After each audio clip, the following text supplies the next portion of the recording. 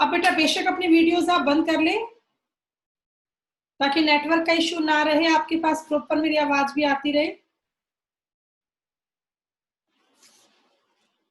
चलिए अब हम शुरू करते हैं।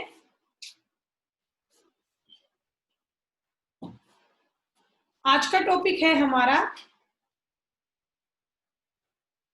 Nature of oxides. Nature of oxides, ठीक है। जो बेटा ऑक्साइड्स होते हैं मेटल के या नॉन मेटल के या मेटलोइड्स के, उन सब का नेचर कैसा होता है, what is the nature of oxides. तो बेटा सबसे पहले जो मेटल्स होती है, metal always form basic oxides. Metal always form basic oxides. तो पहले मैं आपको ये समझा देती हूँ कि मेटल जो है कैसे वो बेसिक ऑक्साइड की फॉर्मेशन करती है, ठीक है। देखिए आप ध्यान से, कोई मेटल का एग्जांपल हम यहाँ पे ले लेते हैं। मान लीजिए बेटा मैंने यहाँ पे मेटल लिया सोडियम, सोडियम और इसका ऑक्साइड आप बनाओ तो सोडियम का ऑक्साइड क्या बनेगा, Na2O।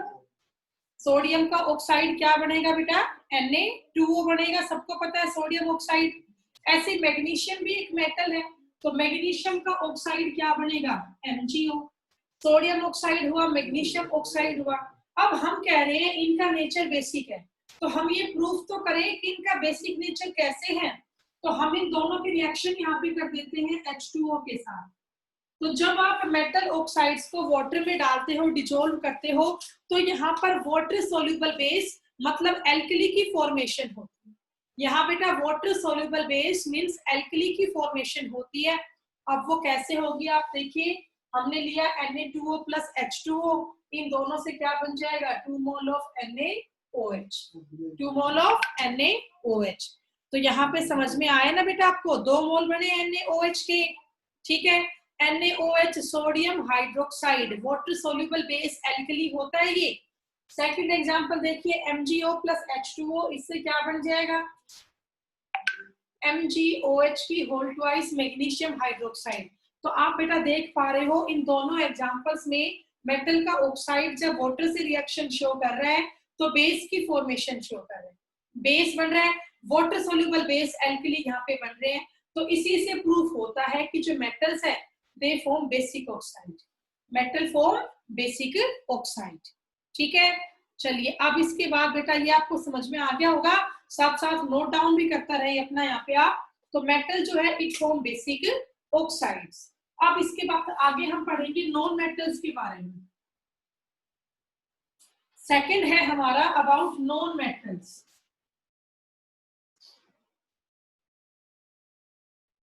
तो बेटा यहाँ पर हम ये कह सकते हैं जो नॉन मेटल्स होती है ना, non metals always form acidic oxide.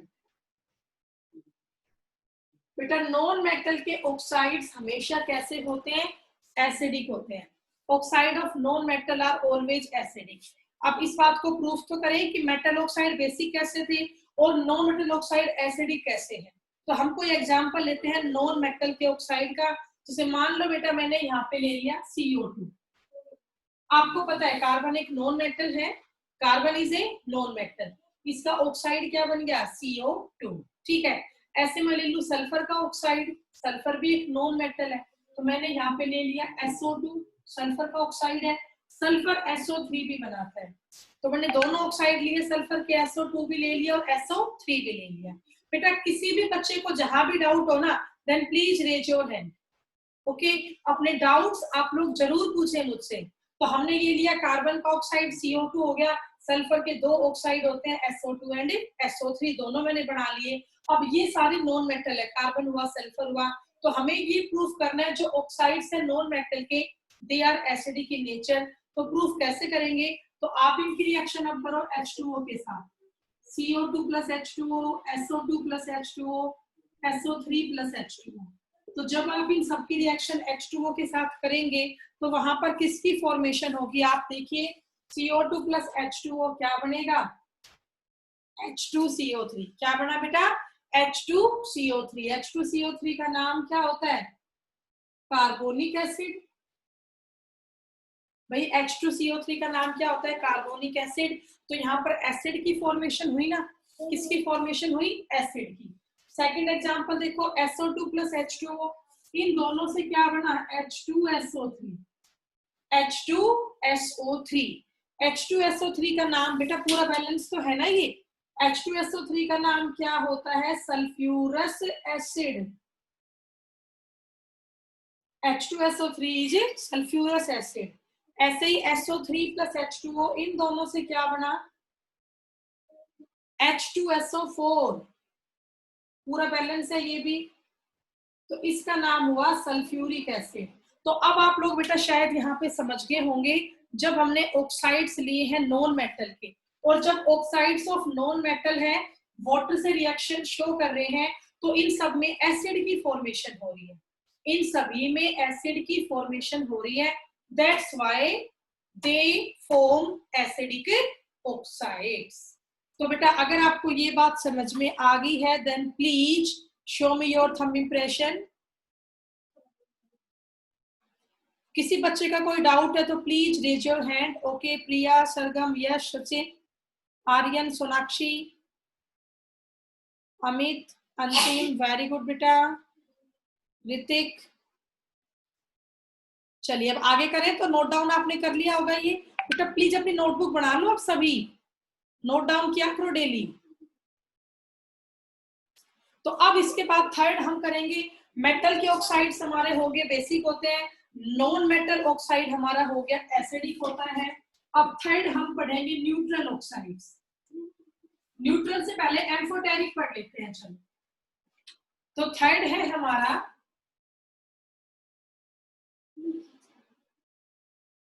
Amphoteric oxides. What are amphoteric oxides? Which show behavior of both acid as well as a base. बेटा जो ऑक्साइड्स दोनों बिहेवियर शो करते हो, एसिडिक भी और बेसिक भी, उनको हम बोलते हैं एम्फोटेरिक ऑक्साइड्स। तो क्या कहेंगे आप? The oxides which show acidic as well as basic behavior। बेटा जो ऑक्साइड दोनों बिहेवियर शो करते हैं,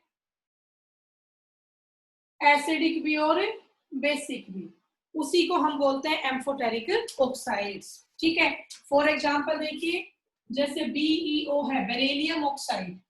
BeO क्या होता है बेटा? बेरिलियम ऑक्साइड, दोनों बिहेव शो करते हैं, एसिडिक भी बेसिक भी। ZnO zinc oxide, Al2O3 aluminium oxide या एल्यूमिना। तो ये सब आपके ऐसे एग्जांपल्स हैं जो दोनों बिहेव शो करते हैं, एसिडिक भी और बेसिक भी। ठीक है, तो देखिए बेटा पहला एग्जांपल, मान लो मैंने ZnO लिया।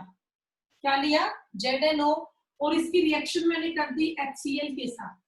और एक बार मैंने ZnO लिया और इसकी रिएक्शन मैंने करी NaOH के साथ।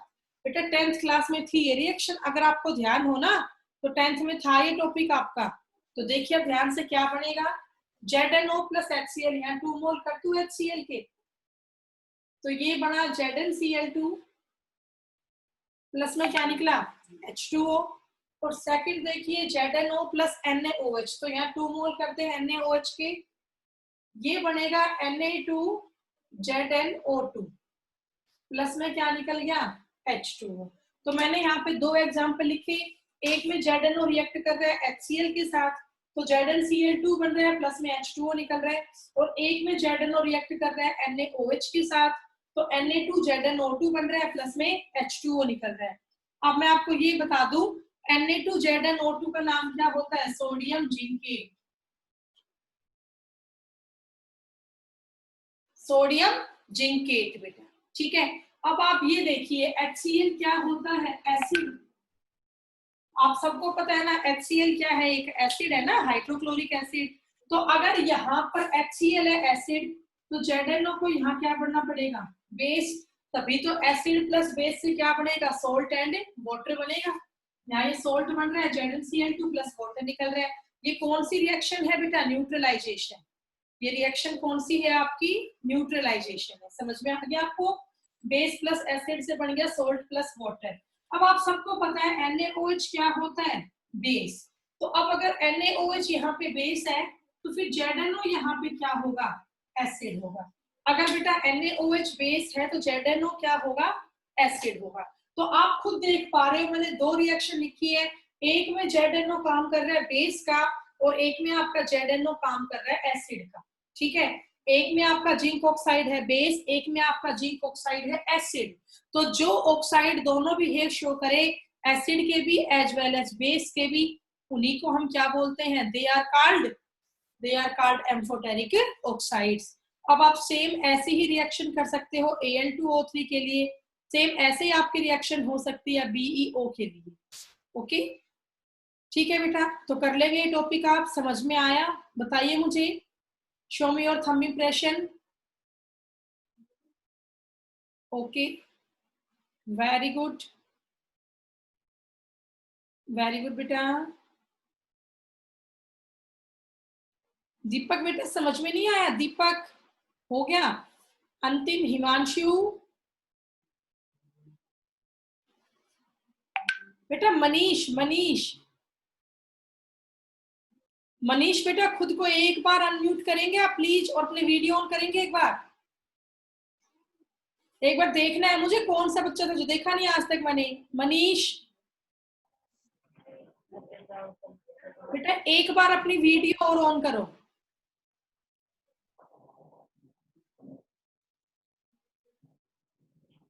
ओके मनीष बेटा आपकी टेंथ में,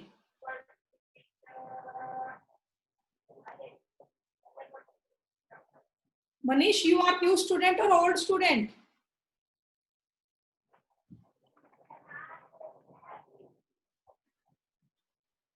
ओल्ड स्टूडेंट। ओके बेटा, अब डेली क्लास में आया करो, ठीक है बेटा। देखो आज हमारे पास 23 बच्चे आए क्लास में, कितना अच्छा लग रहा है। अब इस क्लास की स्ट्रेंथ है 60।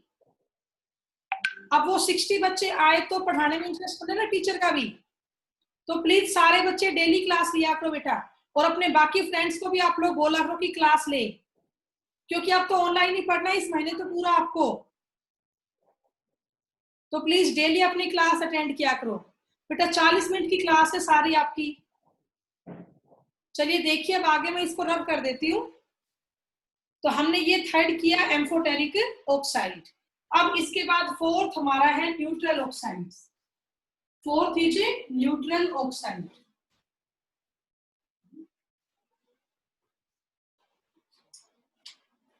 तो न्यूट्रल ऑक्साइड्स क्या होते हैं बेटा? न्यूट्रल ऑक्साइड्स है जो दोनों बिहेव शो ना करे, ना तो वो एसिड ही हो ना वो बेस ही हो, ना तो बेटा वो एसिड ही हो ना वो बेस ही हो, उन्हें हम बोलते हैं न्यूट्रल ऑक्साइड। ठीक है, so what is the definition of neutral oxide? Which neither show acidic behavior nor basic behavior। बेटा ऐसे ऑक्साइड्स जो ना तो कभी एसिडिक बिहेव शो करते हो और ना ही कभी बेसिक बिहेव शो करते हो, उनको हम बोलते हैं न्यूट्रल ऑक्साइड्स। ठीक है, अब इनके एग्जांपल्स आप याद कर लें। फॉर एग्जांपल CO हुआ कार्बन मोनोऑक्साइड, NO हुआ, N2O हुआ, इन सबको हम क्या बोलते हैं? सारे किसके एग्जांपल है? न्यूट्रल ऑक्साइड्स के एग्जांपल है। और बेटा यहाँ पर जो ये N2O है ना, N2O जो है ना, ये लाफिंग गैस का फॉर्मूला होता है। N2O किसका फॉर्मूला होता है? लाफिंग गैस का। तो CO हुआ, NO हुआ, N2O हुआ, ये सब के सब आपके क्या है बेटा? All of these are examples of neutral oxides. तो बेटा आपका ये टॉपिक भी कंप्लीट हुआ और आपका चैप्टर भी कंप्लीट हुआ। अब यहाँ पर ना कई बार एक क्वेश्चन बन जाता है ऑक्सीडेशन स्टेट से और वैलेंसी से, वो मैं आपको सिखाती हूँ। देखिए ध्यान से, ये मैं रब कर देती हूँ।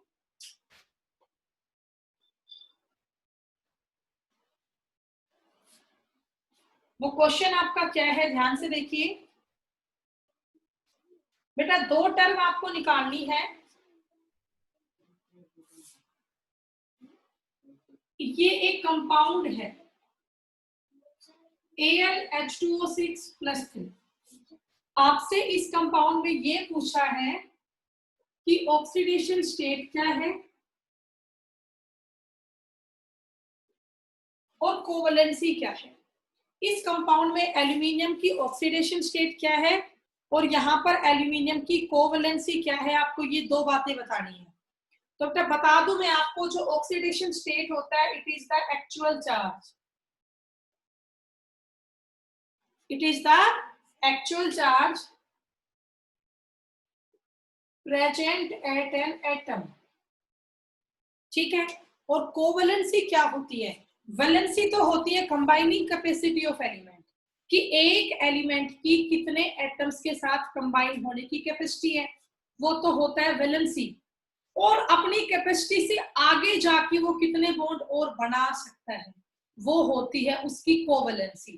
भाई मैंने कहा जो एल्यूमिनियम है इसकी वैलेंसी है 3, ये 3 तक बॉन्ड बना सकती है, लेकिन 3 से ऊपर जाके कितनी और बॉन्ड ये अपनी कैपेसिटी से बाहर जाके बना सकती है, उसको हम बोलते हैं कोवलेंसी, ठीक है। तो अब पहले आप इसका निकालना सीखो ऑक्सीडेशन स्टेट कैसे निकलेगा। देखिए यहाँ पर एल्यूमिनियम की निकालनी है, मैंने Al का चार्ज मान लिया x प्लस H2O।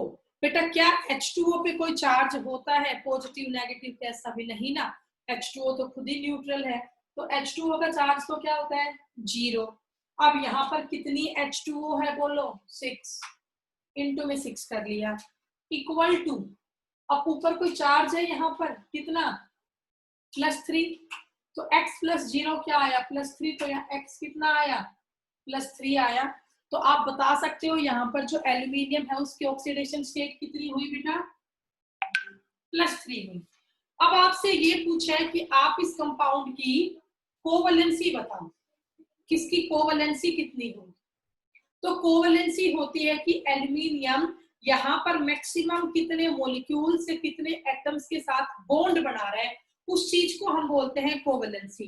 तो आप लोग देख पा रहे हो Al यहाँ पर कितने H2O से जुड़ा हुआ है 6 से, मतलब कुछ ऐसा है बेटा, ये एक Al है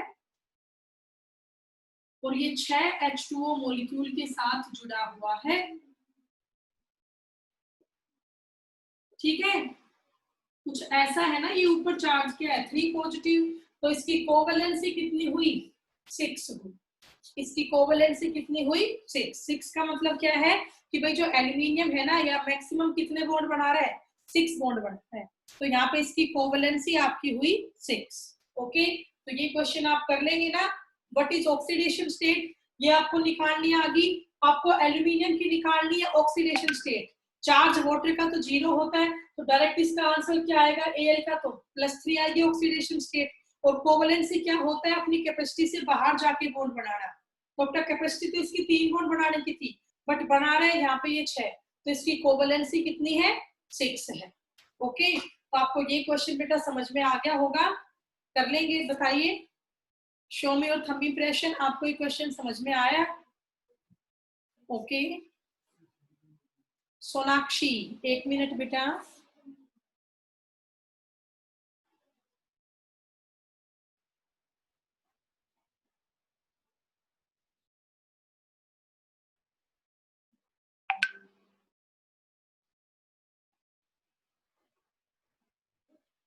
हाँ बेटा सोनाक्षी बोलिए। मैम ये ऑक्सीडेशन स्टेट फिर से बेटा कोवलेंसी तो 4 हो गया, आपने बिल्कुल ठीक। सॉरी मैम, ऑक्सीडेशन स्टेट आप 1 बता रहे हैं? क्या ma'am? Oxidation state 1? Yes ma'am. बेटा यहाँ गड़बड़ होगी है, इसकी ऑक्सीडेशन स्टेट 3 आएगी। अभी सिखाती हूँ, देखिए कैसे आएगा। कंपाउंड मैंने आपको दिया है BOH4 नेगेटिव। हाँ हाँ हाँ, सब ध्यान से देखिए बेटा, या बोरोन की ऑक्सीडेशन स्टेट निकालनी है, बोरोन का चार्ज निकालना है, मैंने इसको X मान लिया, प्लस अब OH है, आपको पता होना चाहिए OH पे क्या चार्ज होता है -1, OH होता है हाइड्रोक्साइड आयन, और हाइड्रोक्साइड आयन पे क्या चार्ज होता है -1। तो भाई एक OH का चार्ज है -1, और यहाँ कितनी OH है टोटल 4 है, तो इनटू में क्या होगा 4 इक्वल टू ऊपर क्या दिख रहा है आपको -1 दिख रहा होगा सबको, तो plus minus Yes, minus ma'am. तो x माइनस 4 इक्वल टू -1, तो x क्या आएगा माइनस का 1 और प्लस का 4, तो x कितना आया बेटा आपका 3 आया। ठीक है, तो इसकी ऑक्सीडेशन स्टेट हुई Yes, ma'am. 3 और मैक्सिमम यहाँ बॉन्ड बना रहा है 4, तो इसकी कोवेलेंसी क्या हुई 4। तो अब आपको ये क्वेश्चन समझ में आ गया, सभी को कर लेंगे ना। Yes, ma'am. Yes, ma'am. चलिए अब इसके बाद बेटा चैप्टर आपका ये पूरा हुआ। अब यहाँ पर कुछ इंपॉर्टेंट फैक्ट्स हैं वो हम डिस्कस कर लेते हैं। ठीक है, there are some important facts, important point जो आपको याद होने चाहिए वो हम डिस्कस कर लेते हैं। आप लोग साथ साथ उनको नोट डाउन भी करते रहना। सबसे पहला फैक्ट है आपका most electropositive element. Most electropositive element in complete periodic table. बेटा पूरी पीरियोडिक टेबल में सबसे ज्यादा इलेक्ट्रोपॉजिटिव एलिमेंट कौन है? आपको पता है इलेक्ट्रोपॉजिटिव होते हैं एस ब्लॉक के एलिमेंट, इलेक्ट्रोनेगेटिव होते हैं पी ब्लॉक के एलिमेंट। तो यहाँ एस ब्लॉक का एलिमेंट आएगा। अब इसने पूछा है मोस्ट इलेक्ट्रोपॉजिटिव, तो वो कौन सा होगा? एस ब्लॉक का आखिरी element C S. C S का नाम क्या होता है? Caesium. So cesium is the most electropositive element. ठीक है बेटा, एक बात और, जो आपका ये cesium है ना CS, ये used होता है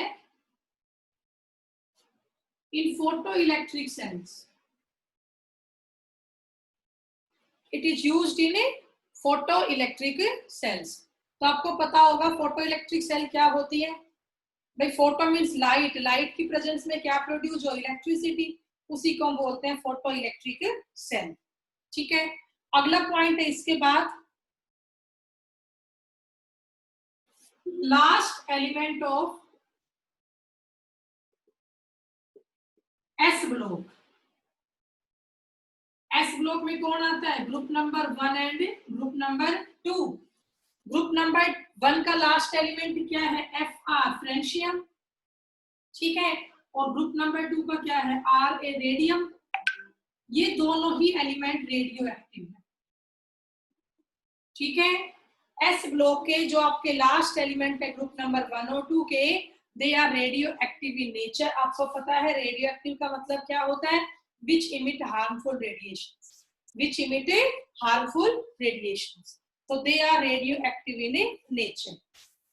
इसके बाद नेक्स्ट यहाँ पे एक फैक्ट और है,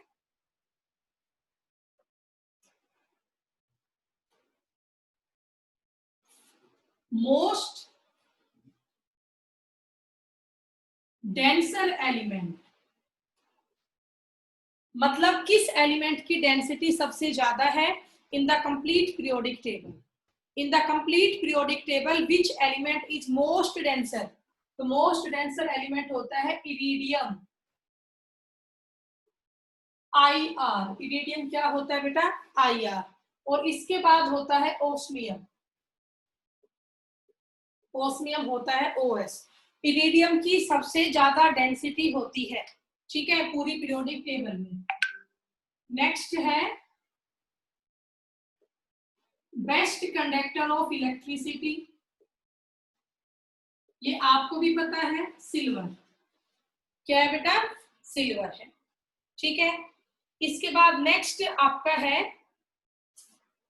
maximum number of isotopes.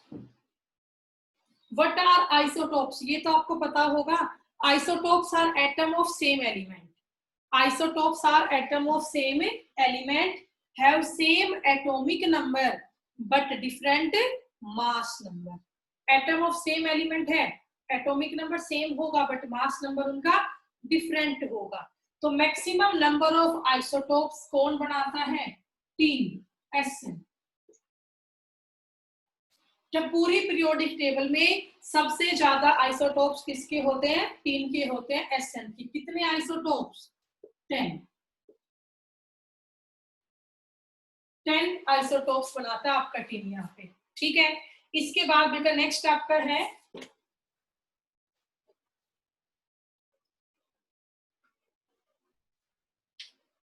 Next point है highest melting point among metals.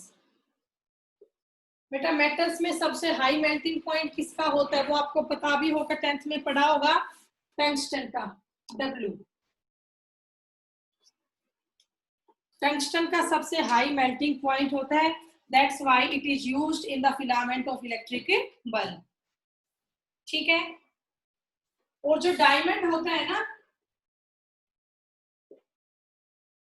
Diamond carbon से ही बनता है, कार्बन की फॉर्म में ही होता है, तो डायमंड का हाईएस्ट मेल्टिंग पॉइंट होता है अमंग एलिमेंट्स। बेटा मेटल्स में तो हाईएस्ट किसका है, टंगस्टन का, ठीक है, और एलिमेंट्स में किसका है, कार्बन का है। कार्बन का भी किस फॉर्म में, डायमंड की फॉर्म में। तो कार्बन का भी किस फॉर्म में है, डायमंड की फॉर्म में। ठीक है, इसके बाद नेक्स्ट आपका यहाँ पे है अमंग लैंथेनोइड्स, अमंग लैंथेनोइड्स। अगर बेटा हम सिर्फ लैंथेनोइड्स की बात करते हैं तो लैंथेनोइड्स में ओनली प्रोमीथियम, प्रोमीथियम होता है पीएम। प्रोमीथियम क्या होता है, पीएम। बेटा लैंथेनोइड्स में सिर्फ एक प्रोमीथियम है पीएम, जो कि रेडियो एक्टिव है। Only promethium is radio active, बाकी कोई भी एलिमेंट यहाँ पे रेडियो एक्टिव नहीं होता है। ठीक है, तो इसके बाद नेक्स्ट आपका है जो हीलियम होता है, helium atomic number 2। Helium has the highest ionization energy. Helium has the highest ionization energy in the complete periodic table. In the complete periodic table. बेटा पूरी पीरियोडिक टेबल में जो आपका हीलियम है ना, इसकी सबसे ज्यादा होती है आयोनाइजेशन एनर्जी। ओके, इसके बाद बेटा नेक्स्ट आपका है हाइड्रोजन। हाइड्रोजन, हाइड्रोजन क्या है, लाइटेस्ट एलिमेंट है।